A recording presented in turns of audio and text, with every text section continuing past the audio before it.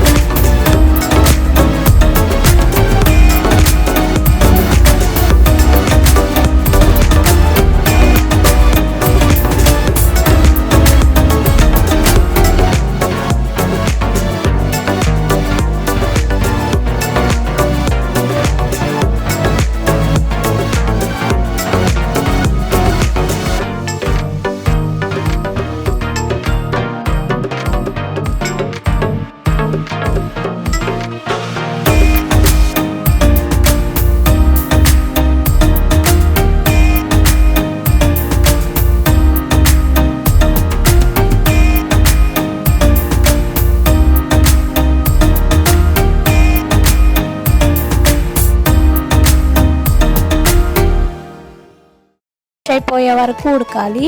ఇంకా వాటర్ని కూడా మనం డ్రైన్ చేయకుండా కర్రీలో వేసుకుంటాము. 8 మెంబర్స్ ఉన్నాం కదా అని 8 ఆనియన్స్ తీసుకోవాలి అని చూస్తున్నాను. అన్నీ చిన్న చిన్నగా ఉన్నాయి. ఇవన్నీ కట్ చేసే వరకు నాకైతే చాలా టైం పడుతుంది, కన్నీళ్ళు కూడా వస్తాయి. సో నేను ప్లాన్ వేసాను ఇవి కట్ చేయడానికి త్రినాథ్ని పిలుద్దాము అని చెప్పేసి. పిలిస్తే రాలేదు, ఇంకా నేనే వెళ్తున్నాను కట్ చేయమని చెప్పి. కట్ చేయనని చెప్పాడు, ఆల్రెడీ ముందే చెప్పాడు కదా కట్ చేయనని చెప్పేసి. ఇంకా మళ్ళీ బతిమలాడే వరకు కట్ చేస్తా అని చెప్పాడు. ఇంకా నేను వీడియో తీస్తుంటే వెళ్ళి ఇంకా నేనే కట్ చేస్తా అని చెప్పాడు. ఈ ఆనియన్స్ కట్ చేసేలోపు మనం పానీ ప్రిపేర్ చేసుకున్నాము. ఒక గుప్పెడు పుదీనా ఇంకా చిన్న కట్ట కొత్తిమీర తీసుకొని బాగా వాష్ చేసుకోవాలి, మట్టిగా ఉంది ఇసుకగా. ఇంకా 2 పచ్చిమిరపకాయలు, ఒక చిన్న అల్లం ముక్క మిక్సీలో వేసుకొని మంచిగా పేస్ట్ చేసుకోవాలి. లాస్ట్ టైం మా అమ్మ ఉన్నప్పుడు ఒకసారి చేశాను. అప్పుడు ఫుల్ కోల్డ్ ఉంటే నేను తినను అని చెప్పింది. నేను బలవంతం పెట్టి తినమని చెప్తే తినింది. నెక్స్ట్ డే కల్లా తగ్గిపోయింది. ఎందుకా అని అనుకుంటే ఈ కొత్తిమీర, పుదీనా ఇంకా అల్లం ఇంకా పెప్పర్ పౌడర్ కూడా వేసాను. అందుకే అనుకుంటా అప్పుడు నెక్స్ట్ డే కల్లా జలుబు తగ్గిపోయింది. మీలో ఎవరికన్నా అలా ఫీలింగ్ ఉంటే ఈ పానీ చేసుకొని తాగండి, మీకు తగ్గిపోతుందని అనుకుంటున్నాను. ఇందులో ఇంకా సాల్ట్, నిమ్మరసం, పానీపూరి పౌడర్ వేసాను. బాగా మిక్స్ చేసి టేస్ట్ చూస్తే కొంచెం ఘాటు తగ్గింది. సో పెప్పర్ పౌడర్ కూడా వేసాను. ఇప్పుడు టేస్ట్ అయితే చాలా బాగుంది. కర్రీ చేయడానికన్నా ఆనియన్స్ కోసం వెళ్తే ఇంకా కట్ చేస్తూనే ఉన్నాడు.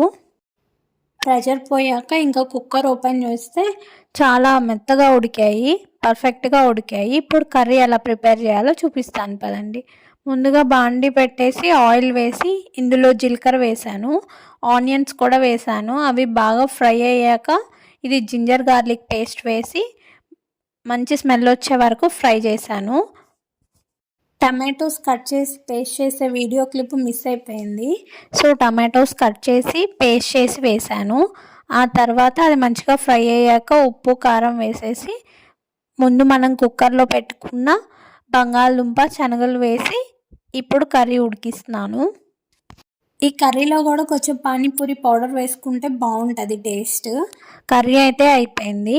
ఇప్పుడు పూరీస్ వేయించడానికి బాండి పెట్టి ఆయిల్ వేసి మంచిగా వేడయ్యాక ఇప్పుడు పూరీస్ వేసి తీస్తున్నాను. ఈ పూరీస్ కంటే బయట అయితే ఇసుకలో వేయించి నో ఆయిల్ పూరీస్ ఉంటాయి. అవి ఇక్కడ దొరకవు కాబట్టి తీసుకోలేదు నేను. ఇప్పుడు నేను అంతా సెటప్ చేస్తున్నాను. అందరి కోసం వెయిట్ చేస్తున్నాను. మీరైతే ఎన్ని పానీపూరీస్ తినగలరో కమెంట్ చేయండి. నేనైతే 20+ తింటాను. హైయెస్ట్ అయితే 33 34 తిన్నాను.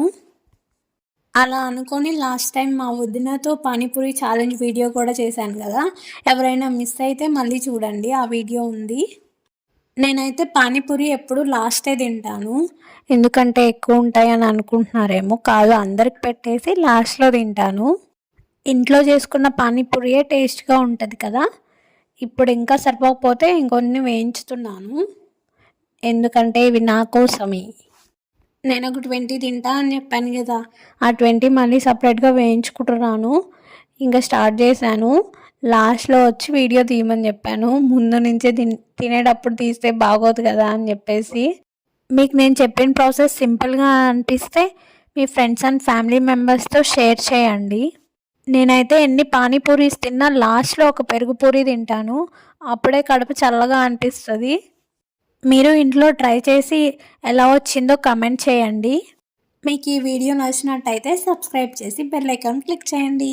Thanks for watching. Bye bye.